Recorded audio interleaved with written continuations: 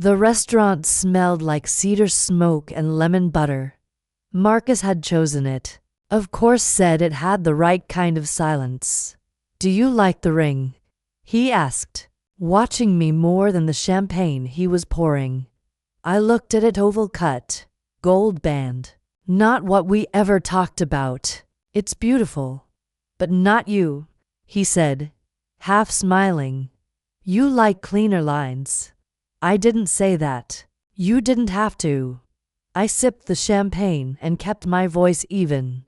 It's fine, Marcus. I'm wearing it. He leaned forward. Wearing it isn't the same as loving it. Do you want me to love the ring or the man? I want both. I didn't answer. Across the room, someone was proposing, kneeling, grinning. The woman crying. The ring sparkled from a velvet box, and I wondered if she'd picked it herself. 3 weeks later, in the kitchen, he was laughing at something on his phone. When I walked in, he tilted the screen away too quickly. Work? I asked. He nodded. Clint sent another one of those ridiculous memes. Can I see? It's dumb. You won't laugh. He put the phone face down. His coffee was untouched. I let the moment breathe. Marcus.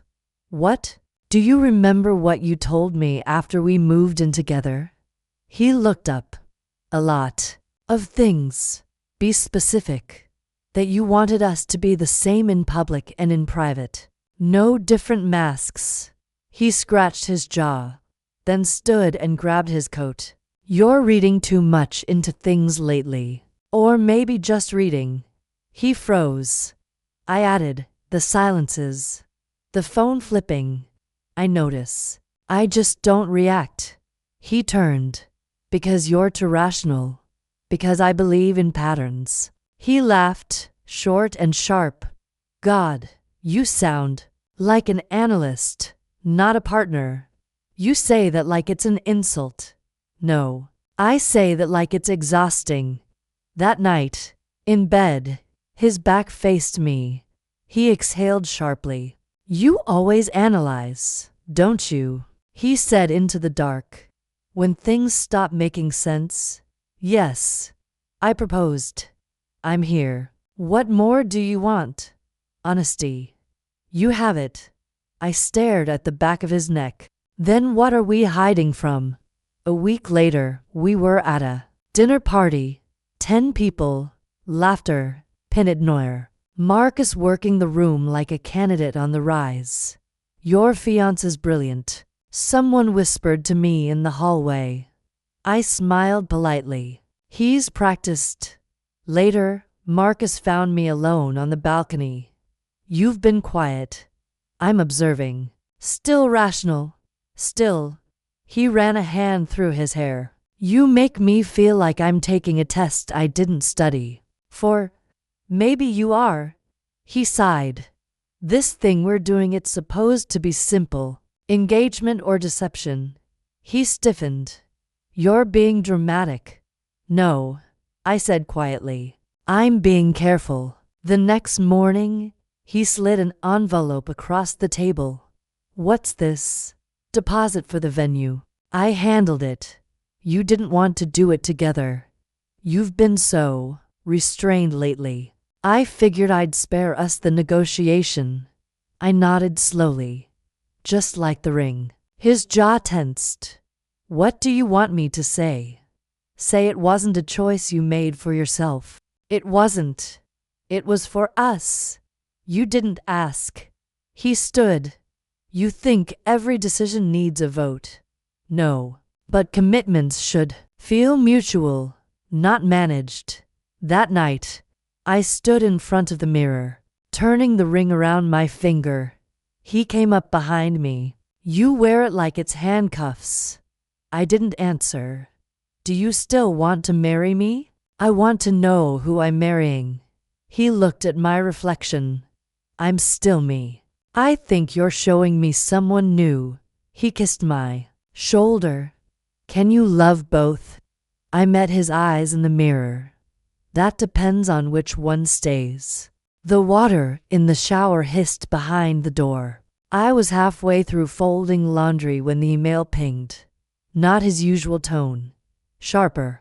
A double chime. I glanced. Not because I was searching, but because reflex lives in the eyes, not the conscience. The subject line read, "Final draft. Review tonight." He never used his personal laptop for work.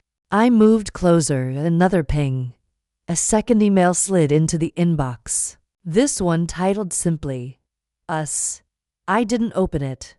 I read the preview pane.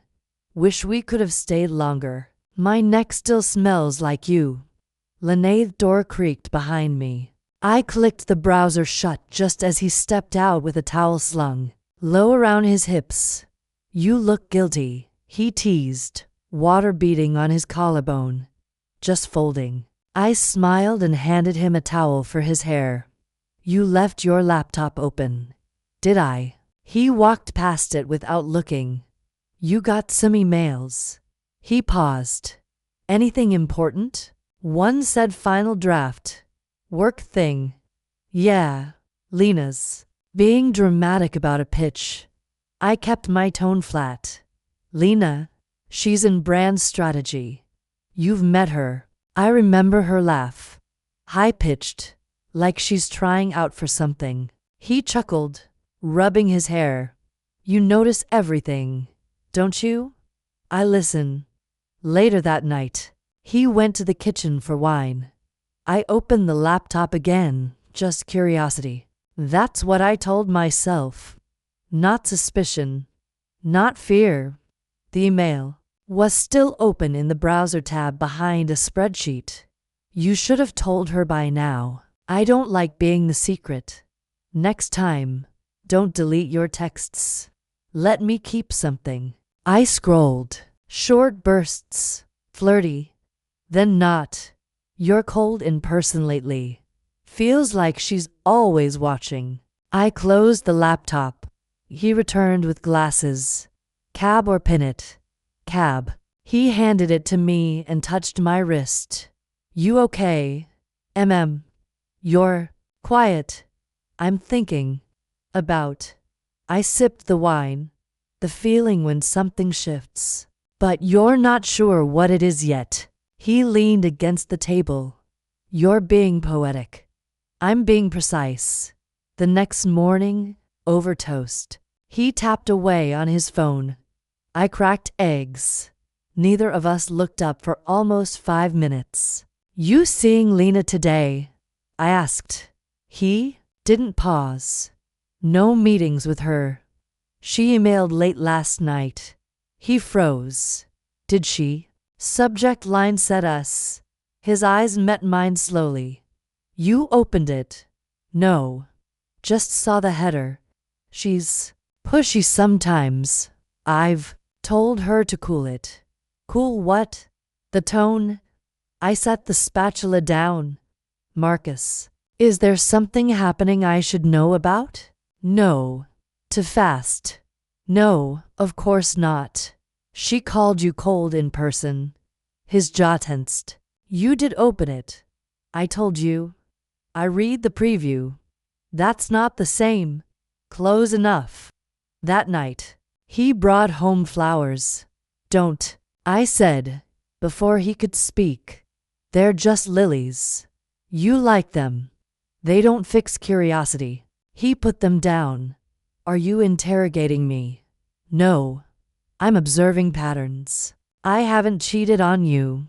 I sat. "Yet everything about your behavior feels like you have." "She's been inappropriate. I haven't acted on it." "You didn't stop it either." He ran a hand down his face. "Why are you doing this?" "I'm not doing anything." I heard a sound I didn't recognize. "That's all."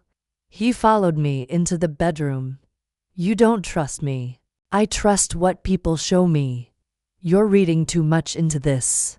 I turned to face him. "Then tell me, what was she to you?"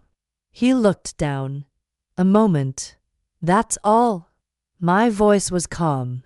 "And I'm supposed to be a lifetime?" He didn't answer.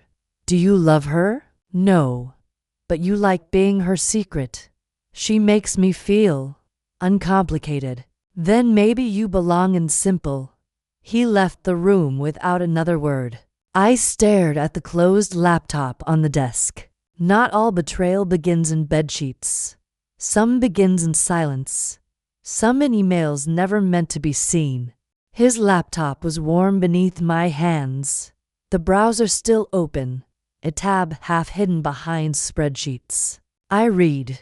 Slowly, carefully. Lisbon in June still holds, right? I booked the suite with the balcony. The one with the gold light we loved.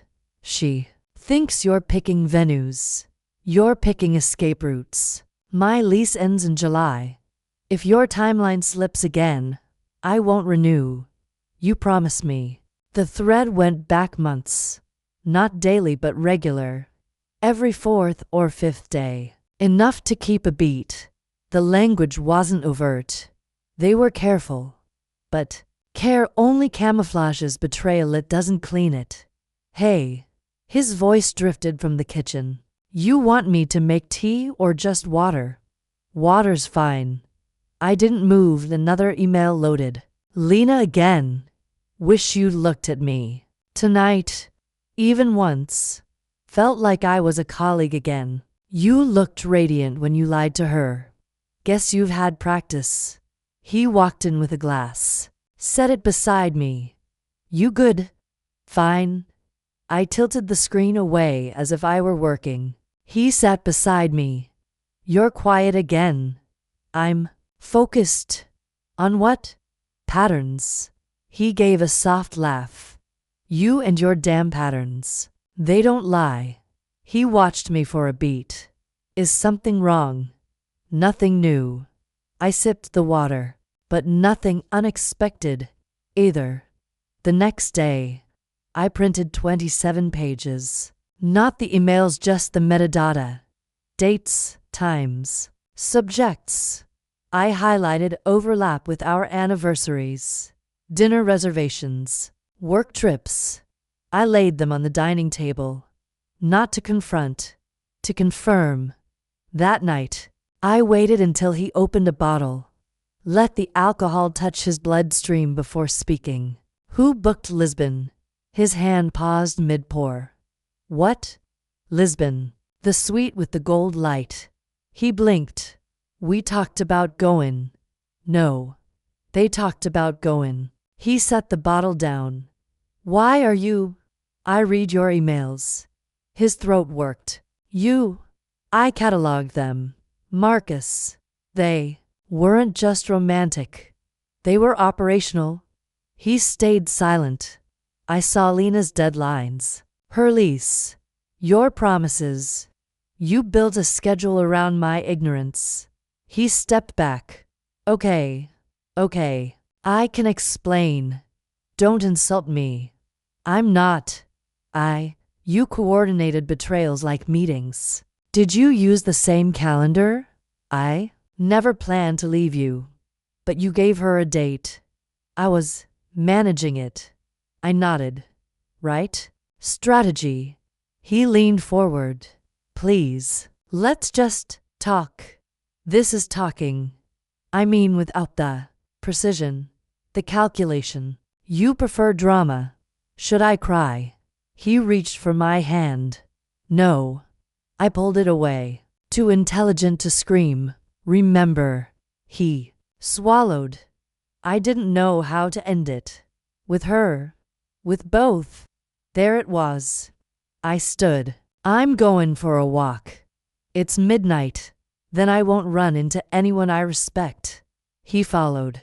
Please. Don't shut me out. I turned at the door. Marcus, you already made the exits. I'm just choosing one. The drafts folder was unguarded. Not encrypted. Not even hidden, just lazy. Or arrogant. I read one. Then 3. Then all 19. Once the Alton deal signs, I'll shift the narrative. She's too emotionally intelligent to fight dirty, but not cold enough to see this coming. The ring worked. She's anchored now. Her silence is performance. She thinks calm is power. It's almost sweet. I stared at the words until they blurred. Then I forwarded everyone to my secure email. Not to keep. To study. I'm coming over. Clara said before I could finish explaining. Bring wine. I said. Not sympathy. She walked in wearing flats and fire. Where is he now? Client dinner. And you waited how long to tell me you're engaged to a sociopath? I needed to be sure. She sat and opened her laptop. Show me. I pulled up the drafts. Clara scrolled fast. Jesus. These aren't love letters. They're exit strategies. He's been planning it like a campaign. Using your money. I assume. He's dipped into the joint fund. Small amounts. Timed with business trips. Clara opened a document. We're going to itemize everything. Every withdrawal. Every shared expense. We'll map it against the timeline of these drafts. He hasn't sent them. Not one. Doesn't matter. Intent lives here. I poured wine. Clara typed. Do you want to confront or dismantle? She asked. Dismantle. Good. I like when you go glacier. She clicked another draft open. Read aloud. She needs a therapist, not a fiancé. But breaking it off now would derail my positioning.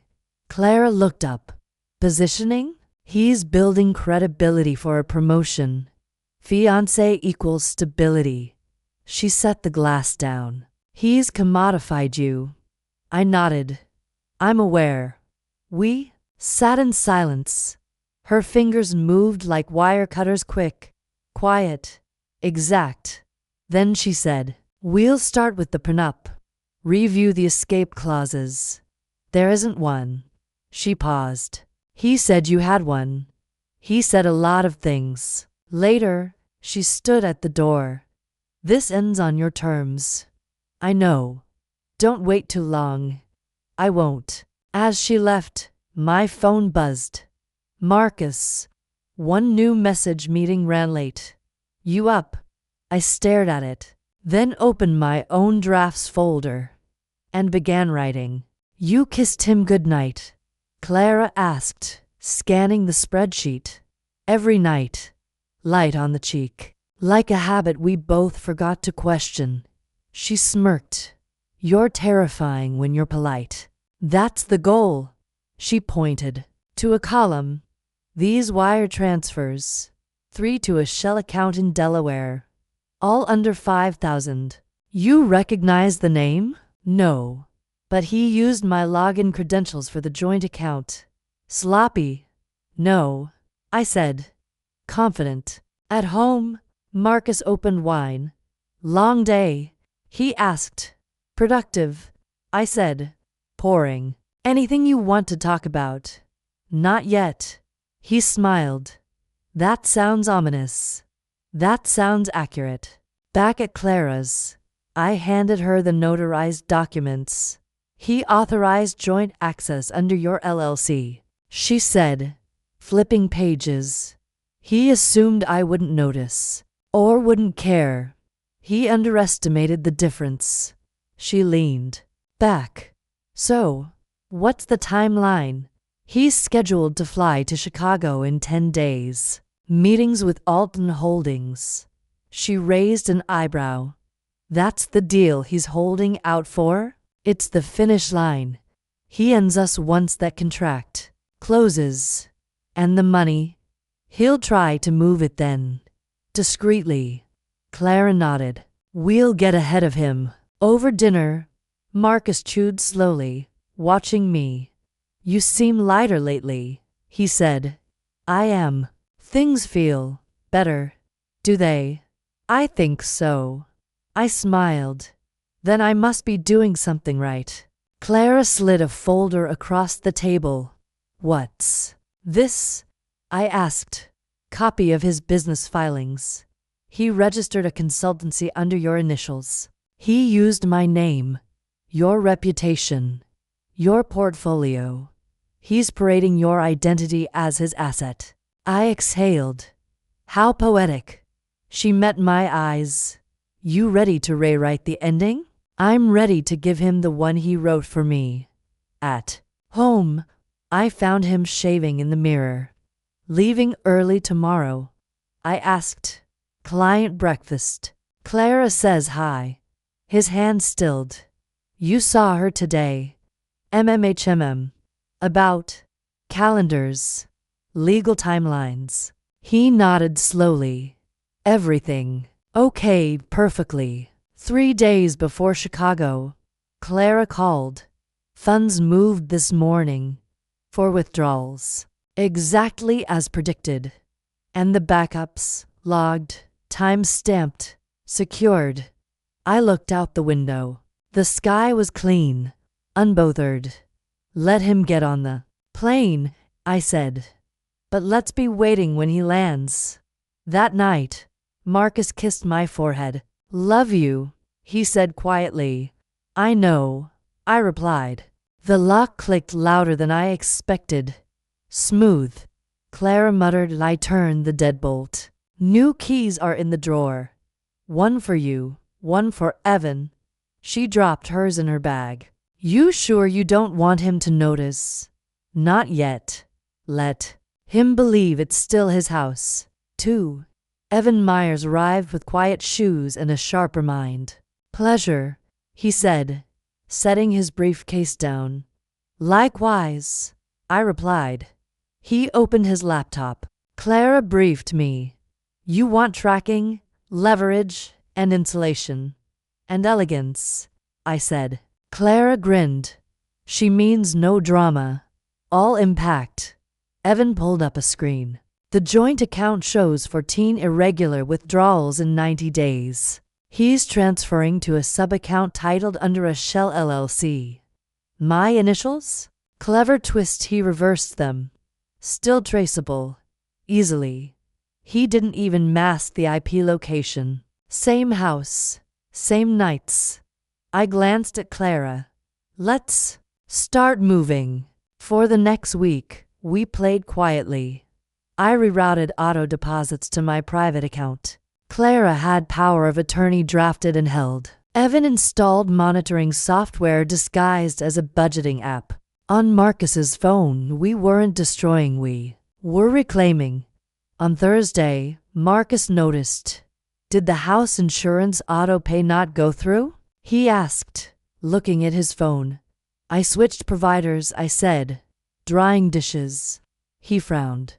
Without telling me. You told me last month I micromanage. I meant emotionally. You didn't clarify. Clara slid a folder across my dining table. Title history. You're the sole owner. He's listed nowhere. He can't claim a wall. He'll try, I said. He'll lose, she said. Evan chimed in. I also ran credit traces. He's leveraged against your assets. Twice in the last 6 months. Quietly. Temporary liens. Repaid fast. Testing the water. I muttered. Now he's drowning in it. Clara said at home. Marcus leaned against the kitchen counter. Something's shifting, he said. Not everything needs to stay still. I replied. Did I miss a conversation? You missed several. 2 days later. Evan texted. He's preparing to move $30,000 into a crypto wallet. I replied. Let him. Screenshot everything. Freeze access in 72 hours. Marcus poured whiskey and offered me one. To us, he said. I held the glass but didn't sip. To timing. He never asked why the lights flickered when he tried to log into the account again. He never saw me slip the new keys into my coat pocket. But I saw him sitting in his office, staring at a frozen screen, muttering something about passwords. The moment had tilted, and this time, I wasn't the one off balance. The house pulsed with soft jazz and clinking glasses. People smiled in curated clothes. Light flickered off rented crystal. Marcus stood near the fireplace, effortless, magnetic. Drink in hand, Clara leaned in. You sure? I nodded. Time? She stepped back, disappearing into the crowd. I walked to him slowly. Marcus. He turned. Hey, there's the bride-to-be. He kissed my cheek. You surviving? Barely. But I had an idea. He narrowed his eyes playfully. What kind of idea? A toast. He lifted his glass. Already ahead of you? No, I said gently. A specific one. People turned, sensing focus. Music dipped. Conversations paused. Let's play a game, I said, since everyone's here to celebrate our transparency. Laughter flickered around the room. Marcus smiled. Dangerous words. Read your last 5 centimails. He blinked. What? Simple, right? Just the last 5. On your phone. I'm not sure. You said you had nothing to hide. He glanced at the room. Now. I handed him his phone. Unlocked. Just hit send. Someone chuckled nervously. This is getting good. Marcus hesitated, then forced a smile. All right. He opened the app. Tapped. Cleared his throat. Subject line. Call reschedule. Alton team. Sent to Paul Keating. Next. He swallowed. Subject. Room confirmed. Lisbon. A beat passed. Guests looked at each other. To whom? I asked. He stared at the screen. I tilted my head. You can say her name. Lena Carter. Clara stepped forward. No words, just presence. Gasps traveled like wind through glass. Marcus kept reading. Subject. July timeline shift. Sent to Lena. I said nothing. He went on. Subject. Rehearsal dinner guest list. Sent to me. And the 5th. He didn't speak. I took the phone. Read aloud. Subject. Exit plan. Sent to himself. Drafted 2 days ago. Want me to read it? He reached for the phone. I pulled it back. After Chicago, I'll frame the split amicably. She won't push.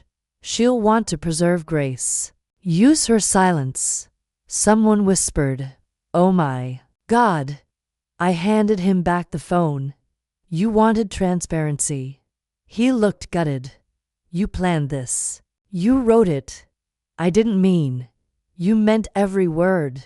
You just didn't mean for anyone to hear it. He turned to the guests. It's not what it sounds like. Clara stepped up. Then clarify. You've got a room full of listeners. He looked at me. You humiliated me. No, I said. You exposed yourself. I just dimmed the lights so everyone could see. He waited outside my office in the rain. No umbrella. Just his usual arrogance dampened into apology. I need 10 minutes, he said when I opened the door. I stepped aside. You have 5. Inside. He stood dripping in the middle of the room, like he didn't know where to put the shame. I didn't plan to hurt you, he said, but you did plan the rest. He exhaled. I made a mistake.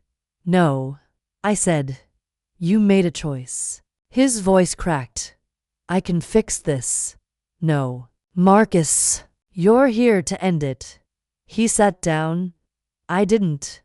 I lost the deal, he said. Alton pulled out. I folded my arms. Then Lena lost her lease for nothing. His jaw twitched. I never stopped loving you. Then you never started understanding me. He wiped his face. Rain or tears, I didn't care. I panicked. He whispered. I thought I needed more. You needed options. You hated being held still. He looked up. I miss you. You miss the convenience. He reached into his coat, pulled out a folded letter. I wrote this before the party. I didn't send it. I'm not reading drafts anymore. He flinched. Can you just hear me out? No. I walked to the desk, opened the drawer, and slid a folder toward him. You can read that. He stared at it. What is it? Exit clause. I told you. You told me a lot. This is my turn. He opened it. This is everything. Yes. All the accounts. Withdrawals. The property titles. What you touched. What you tried to take. His hand trembled. You're dissolving everything cleanly. I didn't expect me to be precise, to be erased. I leaned against the desk. You wrote your own erasure. I'm just authoring the signature.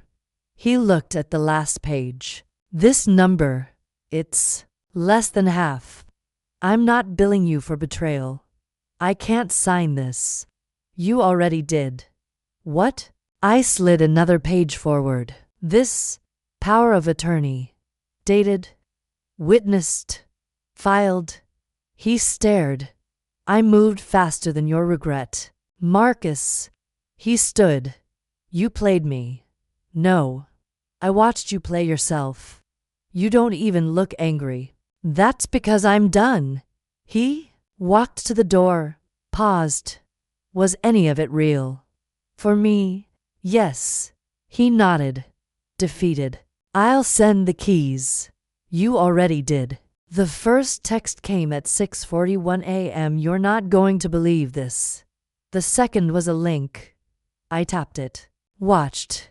Listened, my voice, calm and unshaken. Read your last 5 sent emails. His pause. The subject lines. The silence. The last one. Exit plan. Lena's name rang through the audio like a dropped glass. I didn't know who recorded it. I didn't need to by noon. The clip had spread. Private group chats. Slack channels. Industry whisper threads. It never hit the headlines, but it didn't have to. Clara called. He's trending in all the places that matter to him. Which means deals paused. Clients jittery. One of his board prospects pulled back. Who leaked it? Doesn't matter. I didn't want it public. I know. But it's out. And it's brutal. Marcus texted once. Did you do this? I didn't reply. By evening, the article landed. Anonymous author. Insider blog. Corporate grooming. When engagement rings become business armor. No names. Just archetypes. But anyone who mattered already knew. A colleague I hadn't spoken to in months messaged me. Is it true? Was it really him? I answered. Watch the clip. Nothing I could write would be clearer. Lena posted a photo the next morning. Empty wine glass. No caption. Someone commented. Guess transparency wasn't your aesthetic. She deleted it within the hour. Then her profile went dark. I overheard to women at the cafe. That Bell guy. The consultant? Yeah. Brutal.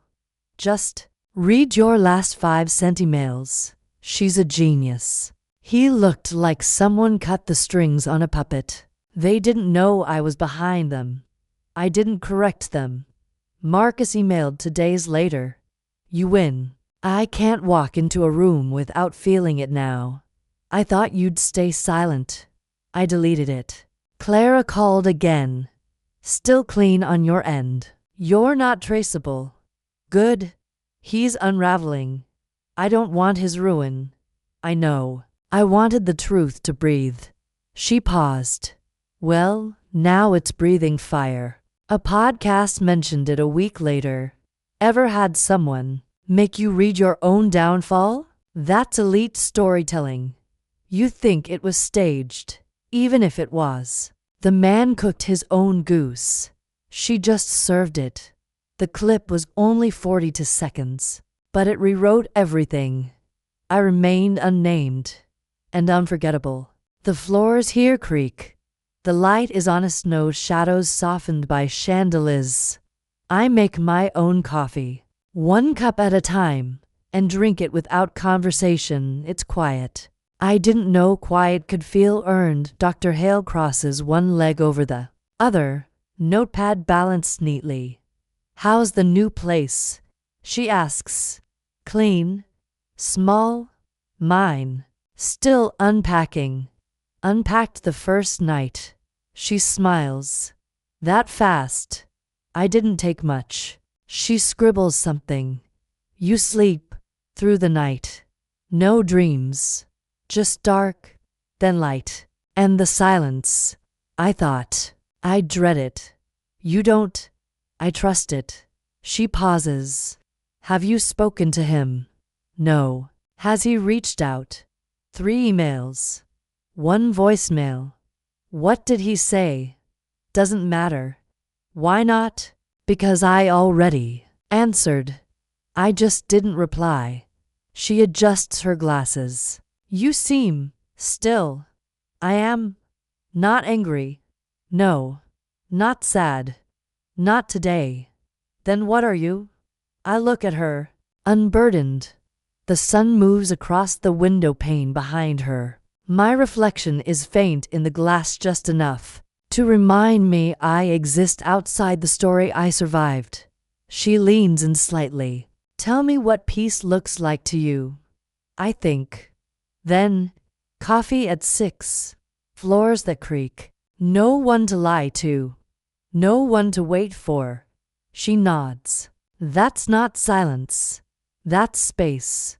Back home, I water the small plant Clara brought. A fern. Modest and unkillable. I check the mailbox, just bills and a card from my sister. No letters from him. No drama folded inside. I sit at the window. The cold air slips in through the frame. I let it. It keeps me clear. Dr. Hale's voice again. From earlier. What would you say to him if he stood in front of you? I didn't answer her then. Now I whisper into the empty room. Nothing. Asterisk asterisk. The nameplate arrived on a Wednesday. Clean serif. Black ink on white brass.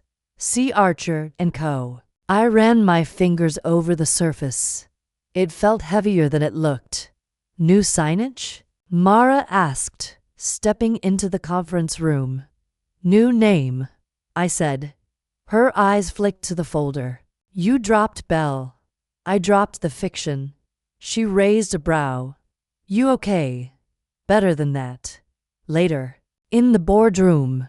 I clicked. The remote and the slide changed. Our proposal is sharp, lean, and ready, I said. One partner cleared his throat. Confident tone today, Archer. Confidence isn't tone. It's evidence. They nodded. No one challenged me after the meeting. Mara caught up. You were brutal, efficient, different, clarified. That evening, I opened the state filing confirmation on my laptop. C. Archer, LLC active. Registered agent. Claire Archer. The old name sat archived in digital silence. No fanfare. No anger.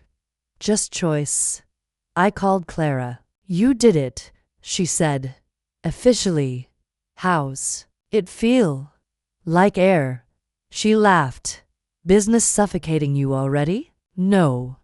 Just that my name doesn't carry his shadow anymore. Wasn't his to carry. I know that now. At lunch, a junior associate approached. Can I ask something personal? She said. Sure. Why did you rebrand under your maiden name? Because I earned it. She hesitated. Were you trying to distance from someone? No. I'm standing closer to myself. That night, I sat with a glass of wine and pulled out an old journal. On the inside cover, C. Archer. In teenage scrawl. Before the rings. Before the lies. Before I mistook silence for respect. My phone buzzed. Unknown number. I didn't answer. I didn't need to. Some names don't deserve space in the room anymore. I still see his face sometimes. Not in dreams, just moments. A flash. In the steam off my tea. The fold of a suit collar on a stranger. That party. That exact second his mouth parted and his voice caught in his throat. He thought I was performing. He never realized I was editing. Mara and I left the courthouse steps together after filing a client brief. She nudged me. Someone said you used to be engaged to Marcus Bell. I did. They also said you ruined him. I smiled. No, I revealed him. She laughed. That's worse. You know. Only if you have something to hide. You're not even a little bit dramatic. No. Really? I'm surgical. Back at the office, someone had left a small plant on my desk. A note tucked underneath. For precision, not petals. No signature. I kept it. I passed a magazine stand that afternoon. His face on the cover. Fallen strategist. Subheading. The man who couldn't manage his own narrative. I didn't pick it up. He always hated stories he didn't control. Dr. Hale and I sat quietly for the first few minutes of my session. She let the silence ask the question. He called me dramatic. I said finally. When? She asked. Before the emails. Before the draft folder. He used it like a warning. Did you believe him? I considered it. For maybe a minute. And now? Now I think he used that word like a knife. Small, sharp. Meant to make me question my volume. Did it? No. It made me sharpen my delivery. I passed a woman arguing on the phone outside my building later. Her hands moved fast. Her voice cracked. You're being ridiculous. The man barked from the speaker. No, she said. I'm just done. She hung up. Our eyes met. I gave her a small nod. She gave one back. I don't miss Marcus. I miss how I almost let myself shrink. But I didn't. And that's not drama. That's decision.